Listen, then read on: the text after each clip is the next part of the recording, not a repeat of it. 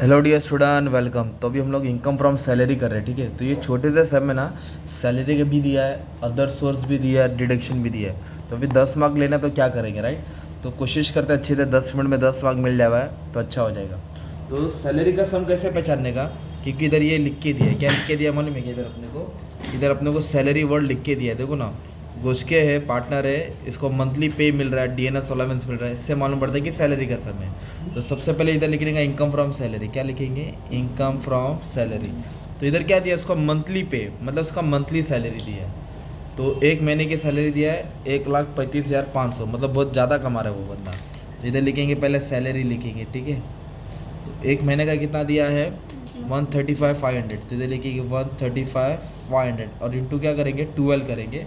Into 12 क्यों करेंगे? क्योंकि साल का निकालना पड़ता है ना। 135,500 इंटू 12, उसकी साल की सैलरी होगी 16,26,000। तो ये बंटी अच्छा खासा पैसा कमा रहा है, ठीक है। अब उसके बाद क्या दिया मालूम है क्या? उसके बाद उसको डीएनएस अलाउंस मिल रहा है, मतलब सैलरी के साथ अलग से उसको पे किया जा रहा है। कितना परसेंट पे कर रहे हैं? 42%। कितना परसेंट? तो डीएनएस अलाउंस बोलते हैं उसको, डीएनएस अलाउंस। तो इधर कितना परसेंट मिला उसको अलाउंस? 42%। तो इसका 42% निकालने का, 16,26,000 है ना, उसका 42%, 682,920, 682,920। और कुछ नहीं दिया है तो इन दोनों को ऐड कर देंगे, क्योंकि 10 मार्क का सम दिया ना। नहीं तो बोनस आता, एडवांस आता, कमीशन आता, वर्क सीट आता, ट्रैवल है ना, ये सब आता। अभी फ़िलहाल नहीं दिया है तो बात करके मतलब नहीं है, वो वाले सम है ना। ये सबको ऐड किया ना तो आपको ग्रॉस सैलरी मिला। क्या मिला? Gross salary. तो टोटल सैलरी कितनी होगी इसकी मालूम है? 23 लाख, है ना, ऐसा कुछ हो गया। और जब भी सैलरी का सम करेंगे तो उसको अभी फ़िलहाल अंदर रखना पड़ेगा यार, बताता हूँ। क्योंकि सैलरी में ना डिडक्शन आता है। क्या आता है? डिडक्शन। इधर डालेंगे डिडक्शन अंडर सेक्शन 16। तो सैलरी में 2 डिडक्शन आता है। कितने डिडक्शन आते हैं? 2। एक तो आता है प्रोफेशनल टैक्स। क्या आएगा? एक प्रोफेशनल टैक्स, ओके। डिडक्शन बोले तो कम करने, इधर दिया है प्रोफेशनल टैक्स। कितना दिया है? 2,500। तो 2,500 अपने को कम करना पड़ेगा। और एक डिडक्शन फिक्स होता है, वो करना ही पड़ता है, उसको बोलेंगे स्टैंडर्ड डिडक्शन। क्या बोलेंगे? Standard deduction. वो 50,000 फिक्स है, ओके। ये डिडक्शन करना ही पड़ेगा, है ना। तो अब इसको सॉल्व करेंगे तो जाके आपको ग्रॉस सैलरी मिलेगा। क्या मिलेगा? Gross salary. तो इसमें से ये दोनों क्या करना है अपने को? माइनस कर देना है ना। 23,8,920 में थे, 52,500 माइनस करेंगे तो अपने को मिलेगा 22,56,000, 22,56,420।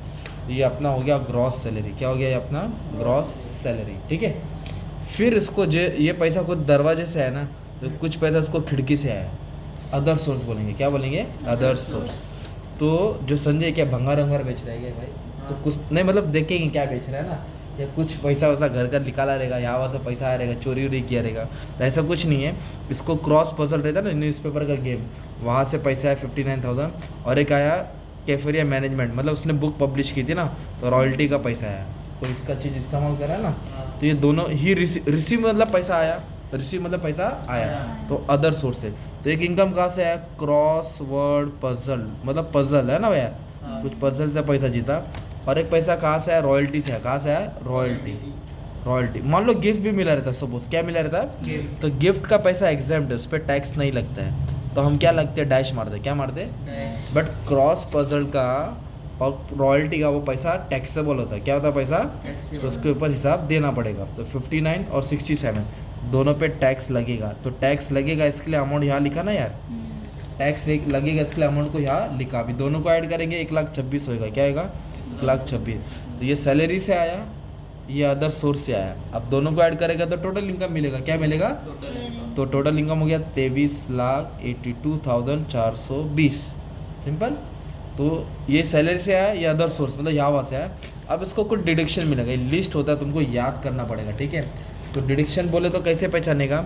कोई भी कंट्रीब्यूटेड वर्ड आया, पेड वर्ड आया, डिपॉजिटेड वर्ड आया, इन्वेस्टेड वर्ड आया ना, deposited, contributed, paid, invested, spend, तो कुछ वो डिडक्शन में आता है। तो इससे लिखते हैं अंडर सेक्शन 80 लिखते हैं, 80 लिखते हैं।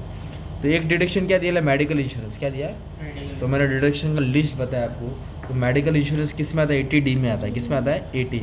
इधर लिखिएगा मेडिकल इंश्योरेंस। क्या लिखेंगे? Medical insurance. उसका लिमिट 25 है। 25 से ज़्यादा नहीं आएगा। इधर इधर कितना है 20, तो 20,000 डिडक्शन आ जाएगा। कितना आ जाएगा 20,000, 25 से ज़्यादा नहीं आएगा, ठीक है।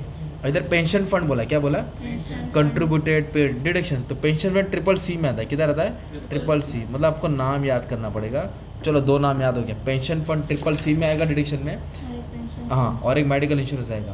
तो पेंशन फंड का अमाउंट दिया 1,40,000, कितना दिया है, तो दोनों को ऐड करेगा तो 1,60,000 होगा। कितना होगा 1,60,000। तो ये क्या करने का, डिडक्ट करना है। क्या करना है, डिडक्ट बोले तो कम करना है। तो ये जो टोटल इनकम आया था ना अपना, टोटल इनकम, उसमें से क्या करेंगे, माइनस करेंगे, तो अपने को मिलेगा नेट टैक्सेबल इनकम। क्या मिलेगा, डबल डुर्री 420, मतलब इस पे टैक्स देना पड़ेगा। तो ये तुम्हारा सॉल्यूशन था, कुछ पेपर में का था। टोटल इनकम ऐड किया, दो सैलरी का डिडक्शन और प्रोफेशनल टैक्स माइनस करके ग्रॉस सैलरी आ गया। फिर अदर सोर्स का पैसा ऐड करके टोटल इनकम आ गया। फिर जो 2 डिडक्शन था ना, कंट्रीब्यूशन फंड डिडक्शन, तो 80CCC 80D, तो डिडक्शन ऐड करके माइनस किया। इससे और डिडक्शन तुमको याद दिलाओ, एक आता है NSC 80C में आएगा, एजुकेशन 80E में आएगा। वैसे हमने डिडक्शन का लिस्ट बना दिया बच्चे लोग, तो तुमको ये वो डिडक्शन याद करना पड़ता है, तब जाके मन बढ़ेगा, ये कटता है। ओके, तो एक छोटा सा सम 10 मार्क का डायरेक्ट खत्म हो गया है ना। तो 10 मार्क का सम था, 7 मिनट के अंदर खत्म, मतलब तुमको 10 मार्क मिल गया। ठीक है, थैंक यू वेरी मच।